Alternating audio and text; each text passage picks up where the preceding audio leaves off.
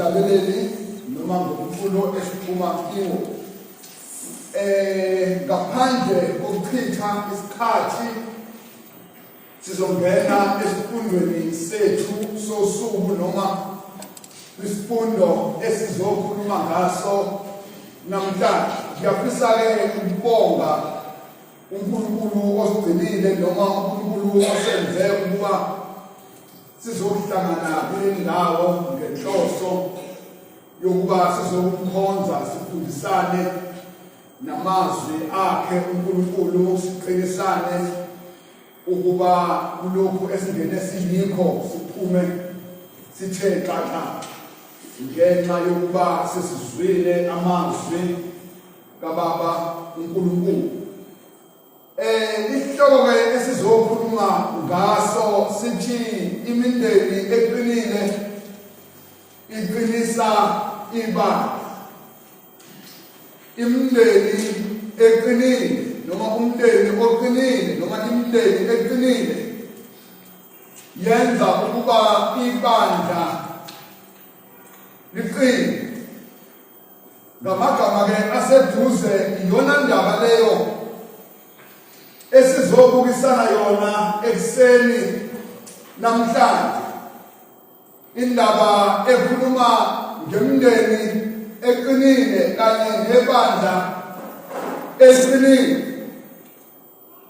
Ukuthi uma sibuka kulesi sihloko noma uma sibuka kule ndaba esizokhuluma ngayo, yini into esingaphuma nayo noma yini into esingathi siyizwile ishiwo amazwi kaNkulunkulu. Ngakho-ke uma sikhuluma ngalesi sihloko, into esiyiqaphelayo kulesi sihloko ukuthi sikhuluma ngobuningi, asikhulumi ngobunye, kodwa sikhuluma ngobuningi bokuthi ukuqina kwemindeni kuletha ukuqina ebandleni. Ngakho-ke uma sibuka lesi sihloko sibuka ukuthi sithinta imindeni yonke ekhona ngaphakathi ebandleni, ukuthi ukuqina kwemindeni ekhona ebandleni lokhu kungenza ukuthi ibandla nalo liqine. Ngakho-ke uma sibheka imindeni namhlanje sibuka ngokokuthi yilabo abayizinhloko zamakhaya noma yilabo abanabantu abaphila ngaphansi kophahla lwabo.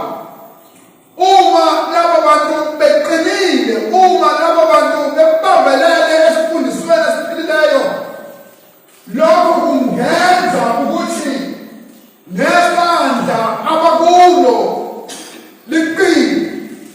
Lalela, ukuqeda komndeni noma ukungaqini komndeni ekhona ebandleni kungenza futhi ukuthi ibandla lingaqini.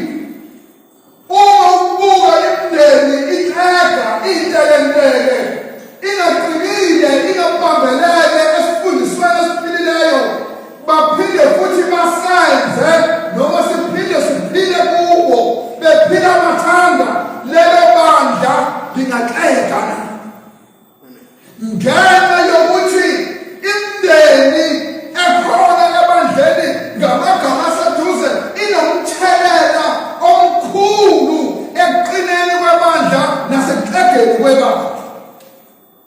Uma ubheka imindeni ekhona ebandleni ingaba nomthelela owodwa phakathi kwemibili, ingaba nomthelela omuhle noma ingaba nomthelela ongemuhle. Ngakho umndeni unomthelela omkhulu ebandleni. Ubuke lento lena ejwayelekile noma esiyaziyo ukuthi bakhona abantwana abancane abathi babebuka abantu abadala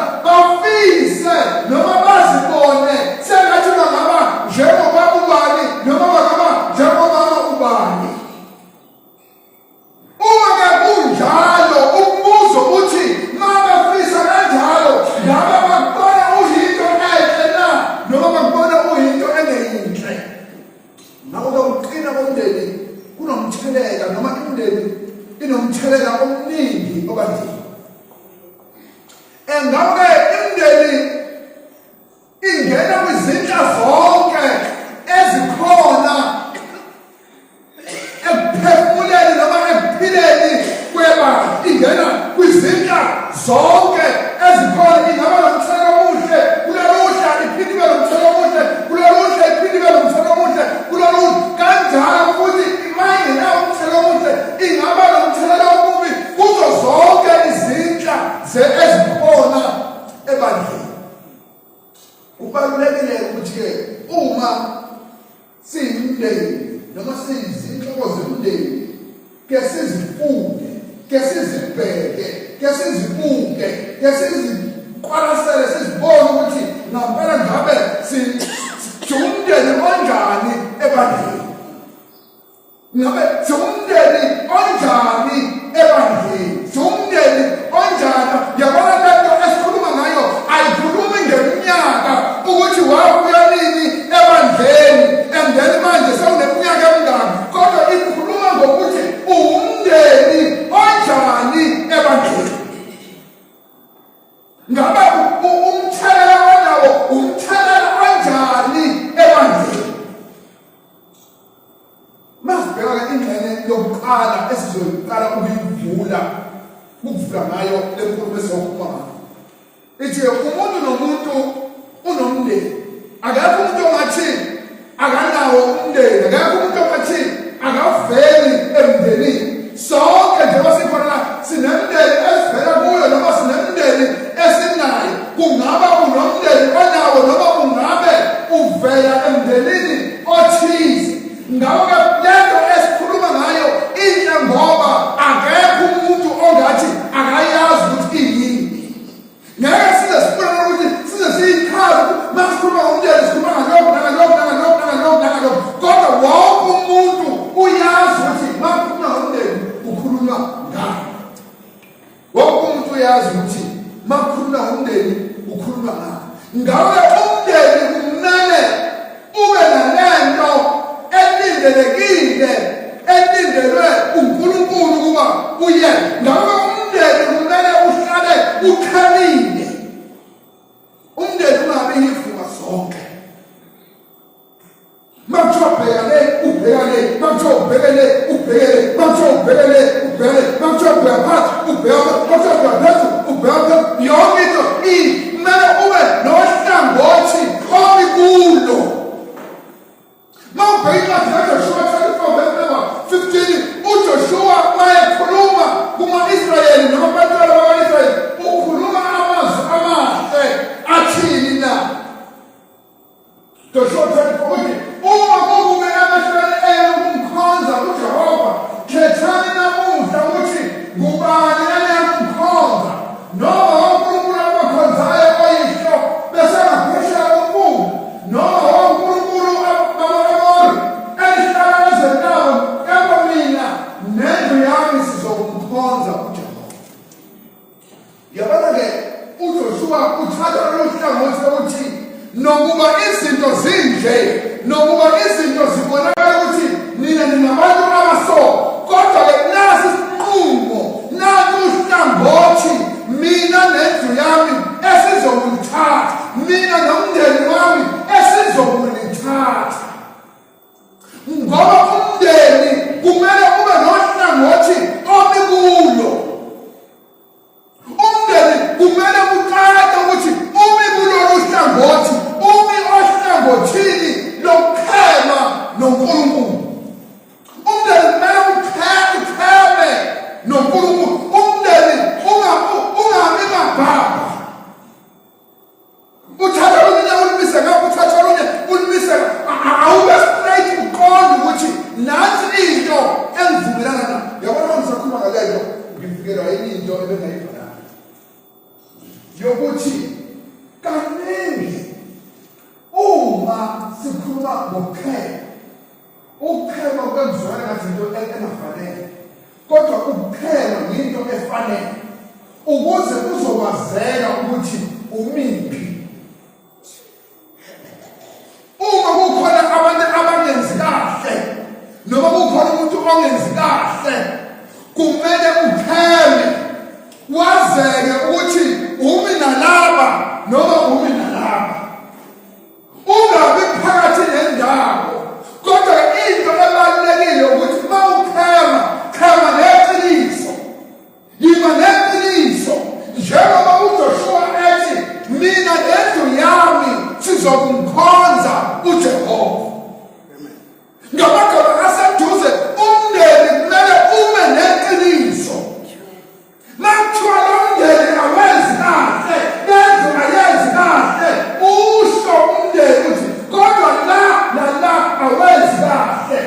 ngoba uqhebe neqiniso. Qhebe neqiniso. Noma umndeni enjalo iba nomthelela omuhle ebantwini. Kodwa imindeni efuna ukuthandwa ngokuba ithengise ngeqiniso yenza ukuthi ibandla nalo libe kanjalo. Yabona umndeni kumele uncike kuNkulunkulu. Yabona ukuba incwadi zenzo 10 verse number 1 no verse number 2. Umndeni kumele uncike kuNkulunkulu. Umndeni kumele ube okhonza uNkulunkulu. Yabona ukukhonza uNkulunkulu. Njengoba uNkulunkulu ethi uMose kumaIsrayeli, wothanda uNkulunkulu wakho ngayo yonke inhliziyo yakho nangayo yonke ingqondo yakho. Mangabe uthanda uNkulunkulu ngenhliziyo yakho yonke nangayo yonke ingqondo yakho, kusho ukuthi uthanda iqiniso. Awukwazi ukuthanda uNkulunkulu kodwa ungalithandi iqiniso. Ngeke yenzeke into enjalo. Ngakho-ke uma umndeni ukhema, kumele ukhame nokukhonza uNkulunkulu ngokweqiniso. Kwakukhona eKhasariya indoda ethile egama layo linguKhoneliyo, eyayiyinduna yenkulu yebutho elithiwa yilase-Ithaliyeni. Number 2. Wayengumuntu okholwayo nowesaba uNkulunkulu kanye nendlu yakhe yonke, abela abantu abapofu izipho eziningi, efuneka uNkulunkulu njalo njalo. Yabona le ndoda nakuba yayikhonza uNkulunkulu ngale ndlela esithi kwakumele ukuthi uPetro azoyitshela amazwi okusindisa, kodwa ikhona into enhle esiyitholayo kule ndoda, ukuthi le ndoda yayikhonza uNkulunkulu yona nendlu yayo yonke. Ngabagaba baseduze, le ndoda indlu yayo yayitshela ngoNkulunkulu. Ngabagaba baseduze, le ndoda yayiyinhloko enhle nefanele nemukelekayo ngoba yayimazi uNkulunkulu ukuthi uNkulunkulu ukhona. Futhi uNkulunkulu ufuna lokhu. Futhi uNkulunkulu akafuni lokhu. Yingakho-ke uNkulunkulu agcina enze ithuba lokuthi akayilethele uPetro ezoyitshela amazwi ezosindiswa ngawo. Uyabona ukuthi uma sikhuluma ngomndeni, umndeni kumele ube umndeni okhonza uNkulunkulu ngokweqiniso. Yabona ekukhonzeni uNkulunkulu kuba ngasithi masikhuluma ngokukhonza uNkulunkulu sikhuluma ngokuthi sizila sizokuhlangana la senze zonke lezi zinto sizenza. Yebo, iqiniso, angiyelana lokho ukuthi angiphikisani lokho. Kuyiqiniso ukuthi ukukhonza uNkulunkulu kuyilokho, kodwa kuyaphinda futhi kwedlule nalapho. Yingakho uJakobe ethi ukukhonza uNkulunkulu okumhlophe kuyilokho ukuba nihambele iy'ntandane nisize iy'ntandane. Ukukhonza uNkulunkulu kuyadlula ekuhlanganeni kanje, kuye kumuntu ngamunye ukuthi njengoba sewuwedwa ungasenaye umuntu omunye noma isingasekho kuphithi phambi kobuso bakho, sewuwedwa ngabe uyindlu noma umuntu okhonza uNkulunkulu ngokweqiniso na. Uma ubheka uKhoneliyo, lithi iBhayibheli yena nendlu yakhe. Ngakho-ke masikhuluma-ke ngokuthi wonke umuntu unawo umndeni, funda, buka umndeni wakho noma umndeni okiwo ukuthi ngabe umndeni onjani endabeni kaNkulunkulu. Yabona kunabantu into ngithi ngibahalele na ngithi ngiyababongisa uNkulunkulu ubasizile. Mhlawumbe nawe ukulolu hlangothi engikho, or ukulolu hlangothi labazalwane emsweni babongisa ukulolu hlangothi. Kunabantu okuthola ukuthi baba sebandleni kungekho noyedwa kubo osebandleni, kodwa ibandla laziwa ngaye eyedwa kubo. wagcina umndeni wonke lapha ekhaya sewuba sebandleni. Kodwa kahle mawulanda umlando uyedwa umuntu la ekhaya owaba sebandleni. Iqiniso lithi babengeke laba bomndeni, babengeke laba balapha ekhaya babe sebandleni uma ngabe yayingekho into ababeyibonile kuye.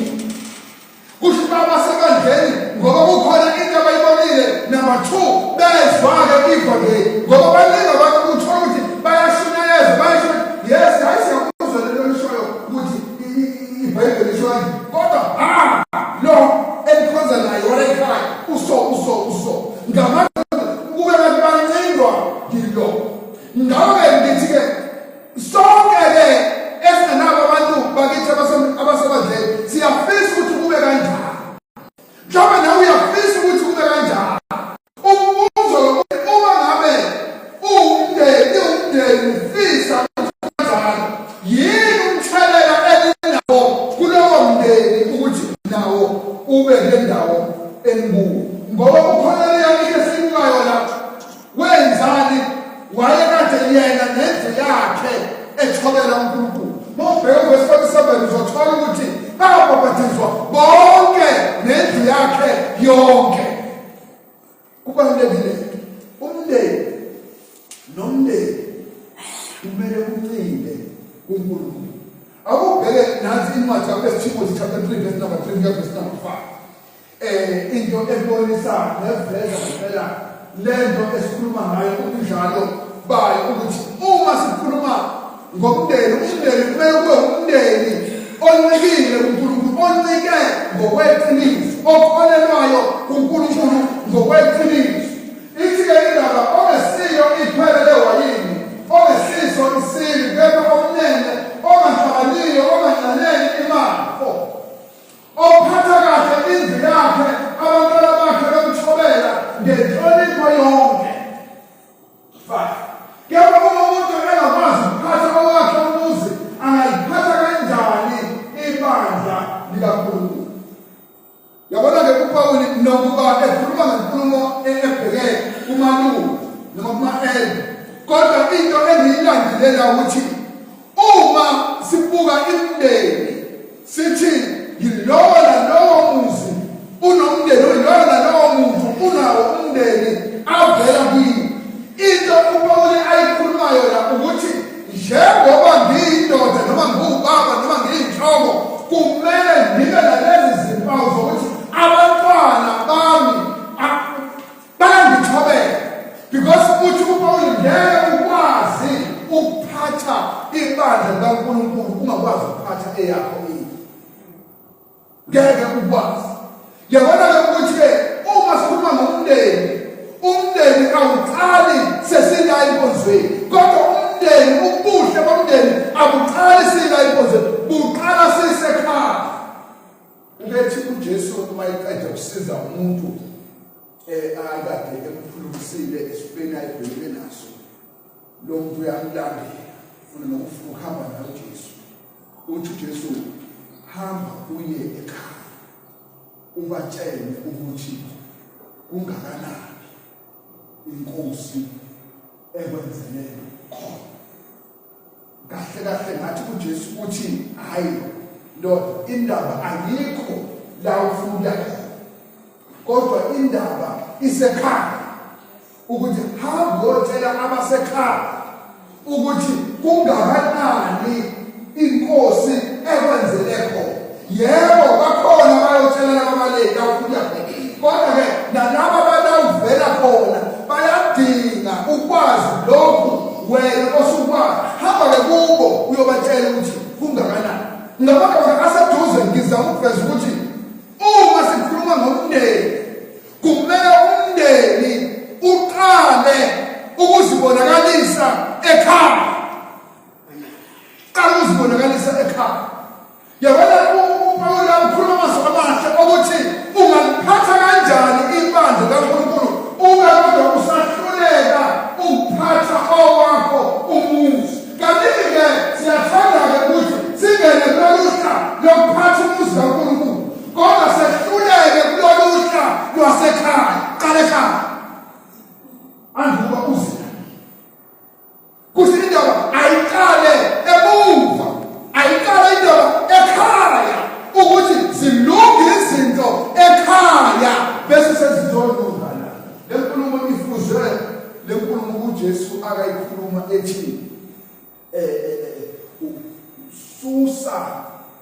upezu esweni lakho anduba ubone olumfuyo.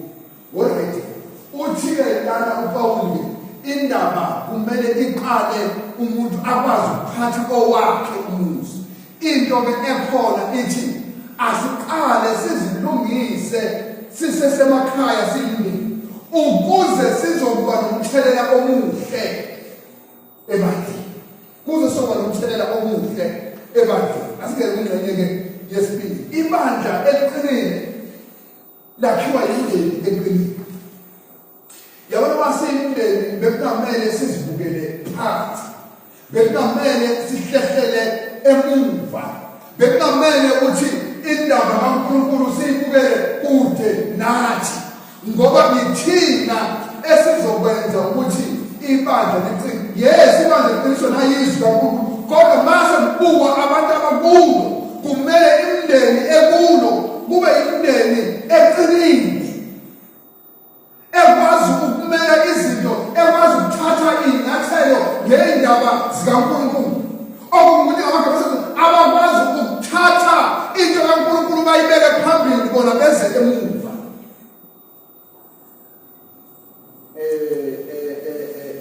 Mawuyibheka leyo ndaba leyo yokuthatha izinto zikaNkulunkulu uyibeke phambili, akusiyo into yabantu bonke, kodwa into yokuthanda uNkulunkulu ingaba eyabantu bonke.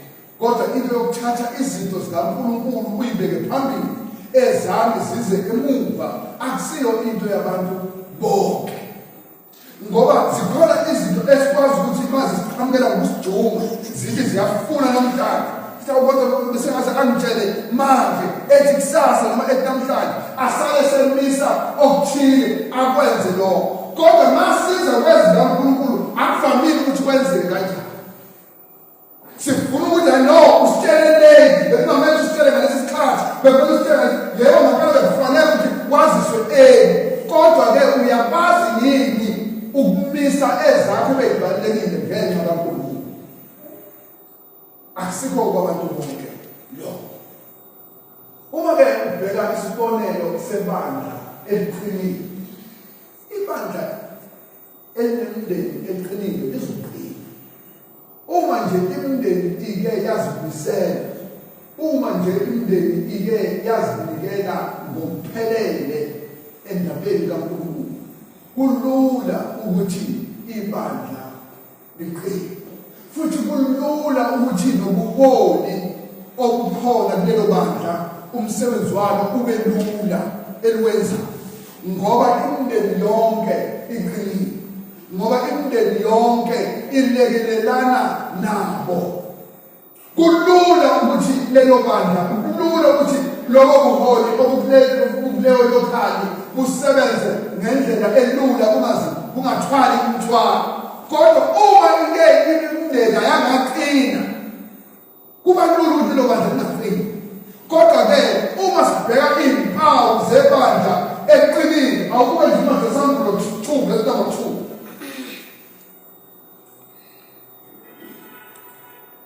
Isambulo 2 verse number 2. Ngiyayazi imisebenzi yakho nemizamo yakho nokubekezela kwakho nokuthi ngawunambamela ababi wabavivina abazisho ukuthi bangabapostoli benesimo wabafumana bekhamba amanga. Yini into engilandela umbhali lona ukuthi leli bandla nokuba lali ibandla elalinazo izinto ezithize, kodwa uJesu mayeveza la uliveza ukuthi ngiyayazi imisebenzi yakho nemizamo yakho nokubekezela kwakho nokuthi ngawunambamela ababi wabavivina abazisho ukuthi bangabapostoli benesimo. Yabona leli bandla lafika lakhona likwazi ukuthi lihlole lazi ukuthi abapostoli okuyibo banjani nabapostoli okungesiyibo banjani. Lase bavivine laba bantu labafumana ukuthi banamanga.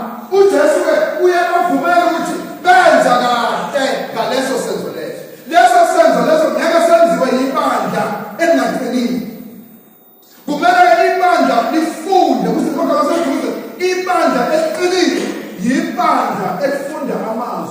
kaNkulunkulu. Yabona into kwenzeke uthola ukuthi abantu abaningi kodwa ngaphandle mahlelweni nokukhuluma ngendaba yamaBhayibheli study noma ukukhuluma ngendaba yezifundo esiba nazo phansi evini ubone ukuthi yinto leyo abangayazi noma yinto leyo abangayicabangi ngalendlela ebekufanele ngabe bayicabanga ngayo ngoba bona bazi ukuthi into efanele ukuthi behlangane bathandaze baqule mhlambe benze lokho abakwenzayo kodwa ukuthi behlale phansi bezobuzana imibuzo bahlole imibhalo akubi lula ukuthi benze izinto ezinjalo kodwa ibandla eqinile liba nenhlelo ezahlukene ukuthi ngesikhathi so siyafunda amazwi kaNkulunkulu nangesikhathi so siyafunda amazwi kaNkulunkulu nangesikhathi so siyafunda amazwi kaNkulunkulu ukuze umzalwane nomzalwane ezokwazi ukuzivikela kwizifundiso zokwethuka nawe lokho kuyizimpawu zebandla eliqinile ibandla eliqinile liyabafundisa abazalwane elinabo isifundiso esiphilileyo ukuthi bekwazi ukuzimela ngiyayithi akusilo iqiniso bazalwane ukuthi ubaba unendodana noma unendodakazi ukhuluma ngobaba osebandleni uma indodana noma indodakazi ifuna sekufika isikhathi ukuthi manje sekufika ishunayezwe bese wena baba awazi ukuthi uzoqala uthini umuntu kodwa into ozoyenza uzofuna omunye umzalwane ukuthi azoshumayeza le ndodakazi noma le ndodana yebo kuhle ukuthi umfune ngoba awukwazi kodwa bekunafanele ukuthi kube kanjani bekufanele ukuthi kube sonke masikhuluma ngendaba yesifundiso esiphilileyo siyasazi sonke isifundiso esiphilileyo ayikho into esahlulayo masinjalo kusho ukuthi siyibandla eliqinile siyibandla eliqinile mangabe ubuzwa ngokuthi kungani kunje uyakwazi ukuphendula yakhumbula ukuthi uNkulunkulu wakwathi kuIsrayeli yokuthi abantwana benu uma benibuza ukuthi kungani nenze lenkonzo nyobe seniyabatshela ukuthi kungokuba uNkulunkulu wasisindisa mhla ebulala amazibulo aseGibhithe nathi uma abantwana bethu besibuza noma abantu besibuza noma abantu besibuza noma imindeni yethu isibuza ukuthi kungani nina ningakwenzi lokhu uma seyibandla liqinile singabazalwane abaqinile sizokwazi ukubaphendula ngakho-ke ibandla eliqinile yibandla elazi isifundiso esiqinileyo yibandla elikwazi ukuhlukanisa ukuthi lokhu kuyisifundiso lokhu akusisona isifundiso ibandla eliqinile yabona-ke ibandla u-Isaya bayiveza u-Isaya ukuthi uliveza liyintaba noma liyophakama kunamagugu ibandla kumele livele emphakathini kumele umphakathi wonke unazi ibandla nkathi oda lezoba inkonzo la ngangijabula ngangiba ngithokoza ngihambisa amaphepha la ngafaka la ubona ukuthi abanye abantu noma singakhonzi na kodwa bayasazi ukuthi makhuluma ngebandla kaKristu ukuthi kukhuluma ngobani lokho kukunika umqondo ukuthi nokuba laba bantu bangeke sebengabe abasakhonzi nathi kodwa kuyaqala ukuthi khona into abake bayizwa ngathi noma khona into abake bayizwa ngaleli bandla lokho kunikeza ukuthi ibandla liyaziwa okungamele kusime lapho kumele siqhubekele phambili ibandla siliveze laziwe ibandla emphakathini esikhulu masenza njalo siyibandla eliqinile masenza njalo siyibandla eliqinile singakhohlweke ukuthi ibandla eliqinile yibandla bazalwane elinakekela amamemba alo eliqinile yibandla elinakekela amamemba alo. Akumele abazalwane esinabo bahlupheke baze babe isibonelo kubantu abangakhona, kodwa ibandla likho. Ngakho ukuthi makuthiwa umzalwane ushonelwe, akumele ukuthi umzalwane asukunyelwe abantu bangaphandle okudlula ibandla. Angisho bengabasukumela, ababasukumele ngoba bakhelene nabo, and then kodwa nebandla kumele ukuthi libasukumele, libakhathalele, because siyizitho emzimbeni kaKristu. Uma kukhathazeka isitho esisodwa, zonke izitho ziyakhathazeka. Kubalulekile ibandla eliqinile yibandla elinakekela amamemba elinalo ebandleni. Ukuthi makuthiwa kunento ethize lapha, lisukume liyolele, lisukume liyolele. Ngakho-ke yonke imindeni ekhona ebandleni inomthwalo wokuthi yonke leyo nto leyo ibe yimpumelelo. Ngokwenza kanjalo-ke imindeni inawo umvuzo ezokuthola kuNkulunkulu. Uma siyimindeni ehlisekelele indaba kaNkulunkulu, esifuna ukuthi ibandla kaNkulunkulu libe yena uNkulunkulu afuna ukuthi libe yini, lokho kusebenza kwethu kanjalo ngeke kube yize uNkulunkulu, kodwa lokho kusebenza kwethu kuzosenza ukuba sithole umvuzo uNkulunkulu. Ngamagama aseduze, asingahlali phansi singasebenzi, asizibonakalise, asilekelele, asenze okufanele ukuthi sikwenze kuze ibandla liqine.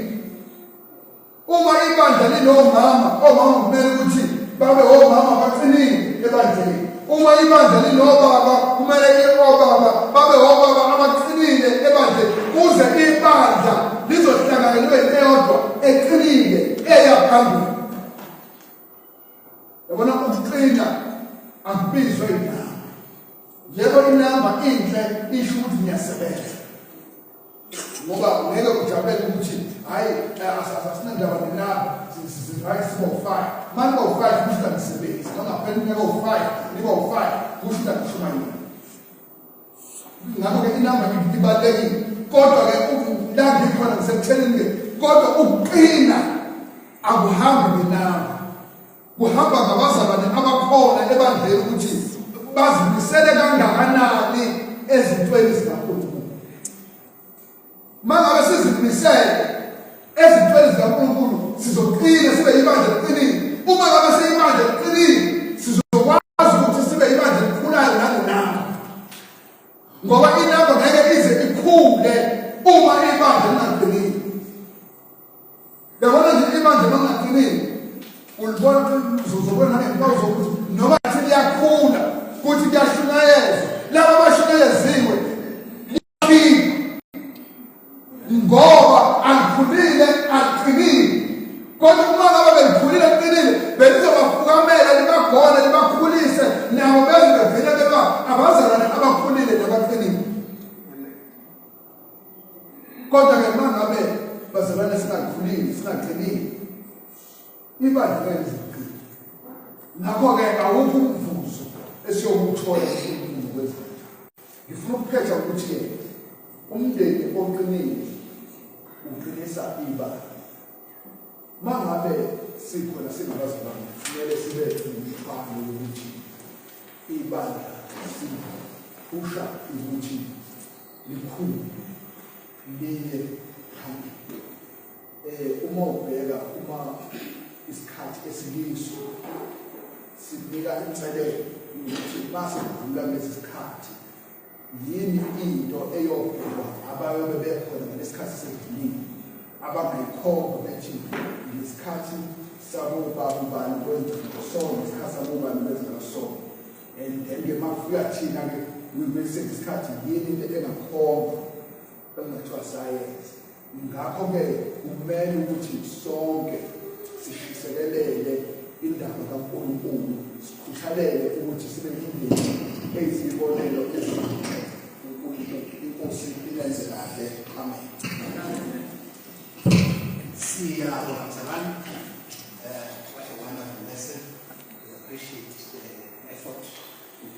is carrying this lesson for us. Also, it found its place in our hearts that we are strong together, but we are strong because of the background that we come from. But nothing